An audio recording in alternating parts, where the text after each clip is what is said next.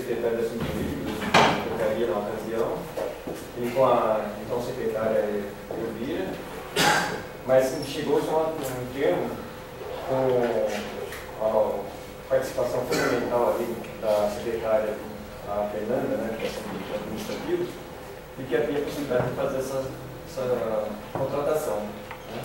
Então, quer dizer, reconhecemos realmente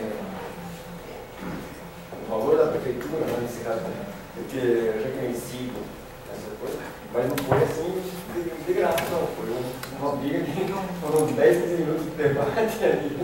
No caso, eu estava representando a Associação das Cooperativas, mas foram 10, 15 minutos e até mostrando que teríamos estrutura razoável, né, para fazer a coleta, com 10 caminhões, enquanto hoje a 6 ou 7 caminhões. Né?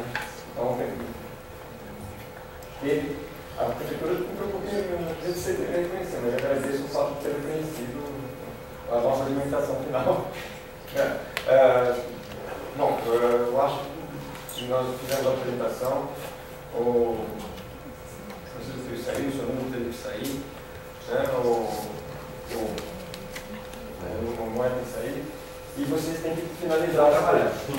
Todos nós temos que trabalhar. Exato. Você tem que finalizar o texto, com certeza. Se o Stefano tem alguma coisa... O senhor Stefano, como é o Stefano é o diretor de meio ambiente aqui do CIESP, gostaria que nós finalizássemos então, o trabalho de hoje. Agradecendo, né? Bom, em nome do CIESP, meu nome é Stefano Mora, diretor do Departamento do Meio Ambiente aqui do CIESP Campinas, primeira gestão. Gostaria de muito agradecer a presença de vocês. O CIESP vai estar sempre disponível nesse espaço democrático para ter a tomada de decisão de uma forma a envolver e beneficiar, como foi muito bem dito aqui, quem sai perdendo com tudo isso é a sociedade em si.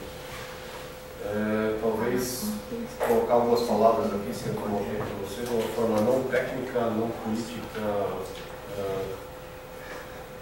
Acho que a cultura brasileira, ou seja, de todos nós aqui, independente se é político, técnico, diretor, cidadão, fizeram uma comparação do que é a nossa cultura com relação ao lixo.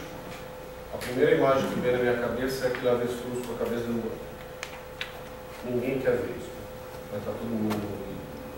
Cada um tem a sua parcela de culpa no que tudo está errado no lixo.